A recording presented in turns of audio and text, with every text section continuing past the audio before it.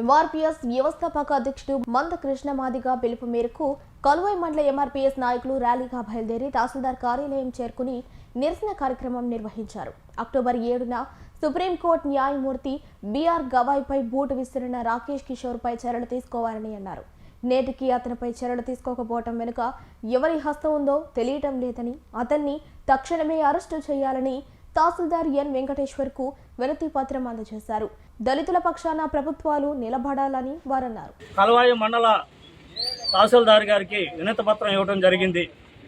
October 7వ తేదీన భారతదేశ అత్యున్నత న్యాయస్థానమైన సుప్రీంకోర్టు చీఫ్ జస్టిస్ బిఆర్ గవాయ్పై జరిగిన దాడిని ఖండిస్తూ దానికి నిరసనగా ర్యాలీగా వచ్చి ఎంఆర్ఓ ఆఫీస్కి వినతి పత్రం ఇవ్వడం జరిగింది.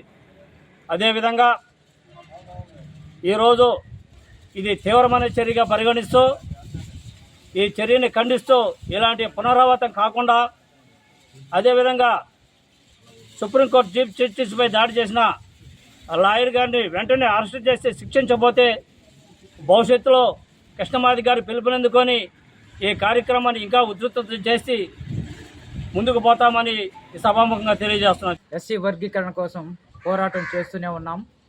మంద కృష్ణమాది గారి నాయకత్వంలో ఈ ఒక్క వర్గీకరణ కోసమే కాకుండా సామాజిక న్యాయం కోసం కూడా పోరాటం చేస్తున్నాం. అనేక వర్గాల న్యాయం కోసం పోరాటం చేస్తున్నాం.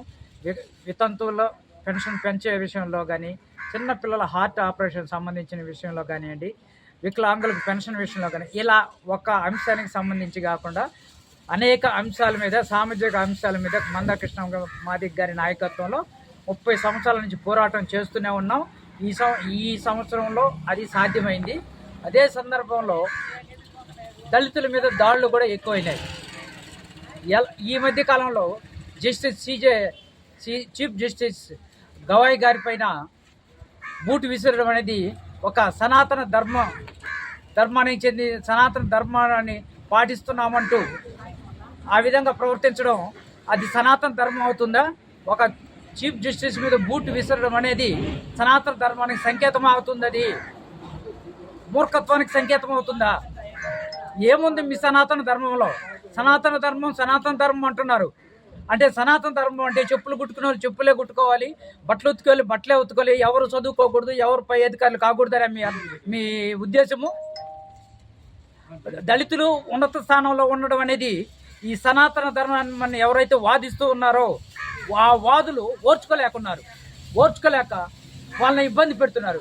అలాగే హర్యానాలో పూరన్ గారు, ఏడీజీ పూరన్ కుమార్ గారు ఆత్మహత్య చేసుకోవడంలో కూడా పై అధికారుల అగ్రకుల అధికారులు ఆయన్ని చిత్రహింసలకు గురి చేశారు.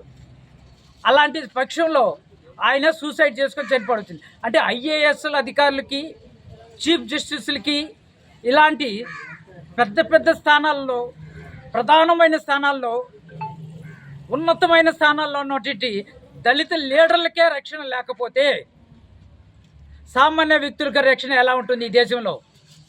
మేము అన్ని దేశాన్ని సుభిక్షంగా పరిపాలిస్తున్నామని ఒకటే గొప్పలు చెప్పుకుంటున్న బీజేపీ, ఆర్ఎస్ఎస్ వాదులు ఈ ప్రశ్నకు సమాధానం చెప్పండి. మరి సనాతన ధర్మం అన్నారు, సనాతన ధర్మం నెత్తుకుని మోస్తామంటున్నారు. ఒక చీఫ్ జస్టిస్ పైన బూట్తో విసరడం మీ సనాతన ధర్మం నేర్పించింది మీకు? అదేనా మీ సనాతన ధర్మం మీకు నేర్పించింది?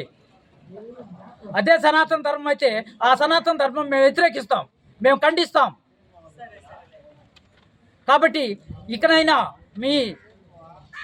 మీ మైండ్ సెట్ మార్చుకోండి. మైండ్ సెట్ మార్చుకోకపోతే తీవ్ర పరిణామాలు ఎదురవుతాయి.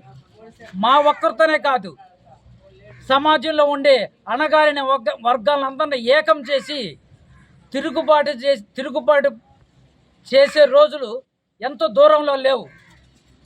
మా కృష్ణమాది గారిని పిలిపిస్తే ఆ పిలుపు మేరకు కదిలి వచ్చేదానికి జనాలు ముందున్నారు. ఆ పిలుపు కోసం ఎదురు చూస్తున్నాం.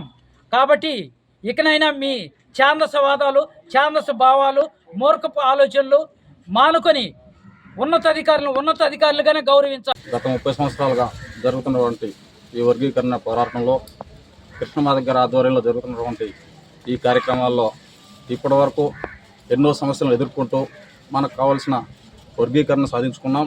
అలాగే సామాజిక వర్గంలో సంబంధించి అనేక కులాలకు సంబంధించి అన్ని విషయాలపై స్పందిస్తూ ఈ పెన్షన్లు అయితేనేమి, రేషన్కి సంబంధించిన విషయాలు అయితేమి ప్రతి దాంట్లోనూ మన ఎంఆర్పిఎస్ అనేది ముందుండి అందరికీ సహాయ సహకారాలు అందిస్తూ ఇంతవరకు మనం తీసుకొస్తూ ఉన్నాం. అలాగే ఈ మధ్య జరిగినటువంటి సుప్రీంకోర్టు చీఫ్ జస్టిస్ అయిన బిఆర్ గవాయ్పై జరిగిన దాడిని ఖండిస్తూ ఈ దళితులపై జరిగేటువంటి ఈ సమస్యలు, దానికి సంబంధించిన ఏ ఇతర వర్గమైనా సరే దళితులు అనే వాళ్ళకి దళితులకి ఎటువంటి హాని కలిగించిన ఈ ఎంఆర్పిఎస్ అనే ఉద్యమం కృష్ణమాదిగ గారి నాయకత్వంలో జరిగేటువంటి ఏ ఉద్యమానికైనా ముందుండి పిలుపునిచ్చి ఎంత దూరమైనా సరే ఈ సమస్యకే పోరాటమని తెలియజేస్తూ